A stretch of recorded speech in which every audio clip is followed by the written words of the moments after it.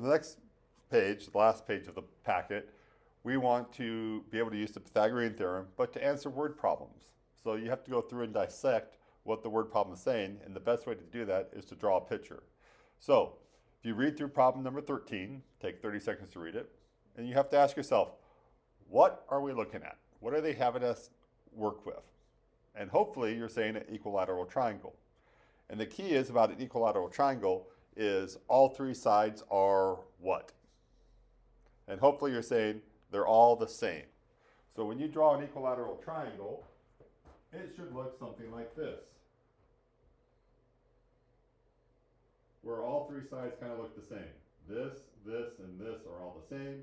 And so this is 9 centimeters, this is 9 centimeters, and this is 9 centimeters. Now, on this equilateral triangle, they want us to find the what?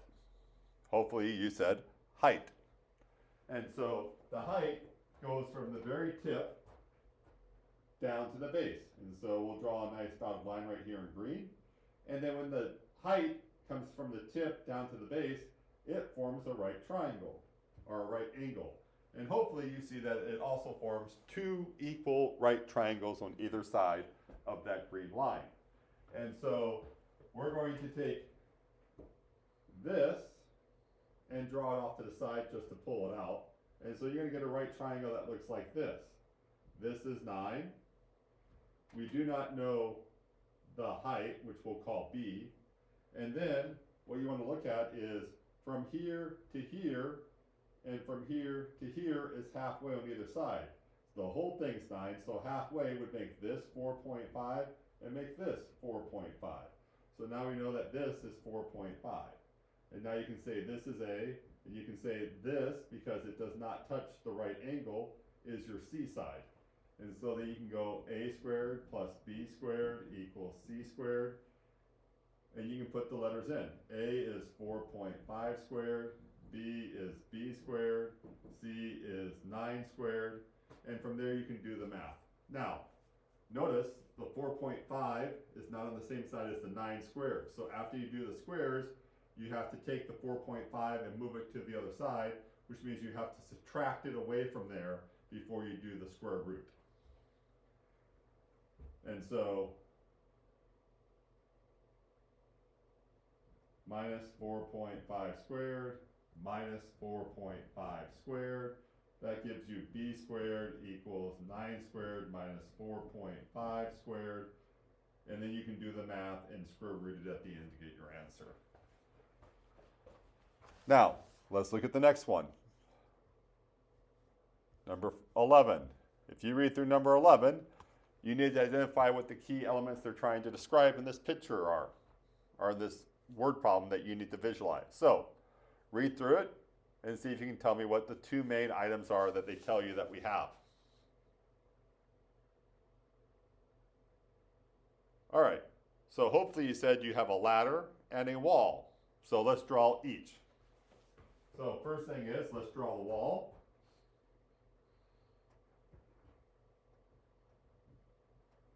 And then we have a ladder leaning up against the wall.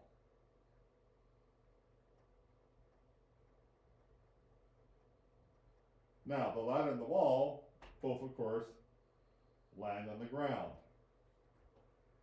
And from there, hopefully you can see that we once again have formed what magnificent item? But of course, a right triangle. So here is our right angle. We know that the ladder is 18 feet long, so we know from top to bottom of this ladder is 18 feet.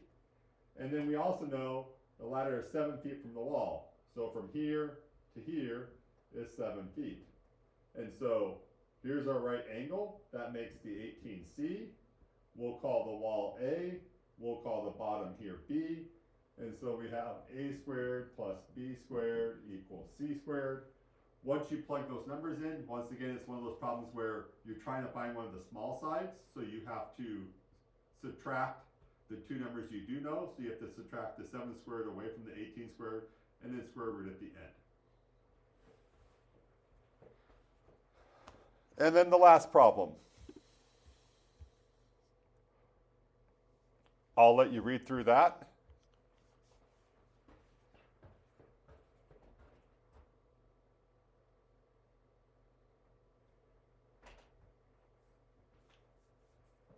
So the middle school has a lawn. And what shape is that lawn in? Hopefully you said rectangle. Now, first thing you want to do then, since it's a rectangle, you want to draw a rectangle. Now, we know that it is 16 yards wide and 30 yards long. And if you were to walk from here to here, up and over, that means you would walk 16 yards plus 30 yards for a total of 46 yards if you walked the long way. Now, is there a shorter way to get from point A to point B? Hopefully you said yes, and it's to go from this corner to this corner. So we're going to draw a little dashed line like this. And when you do that, what did we just form?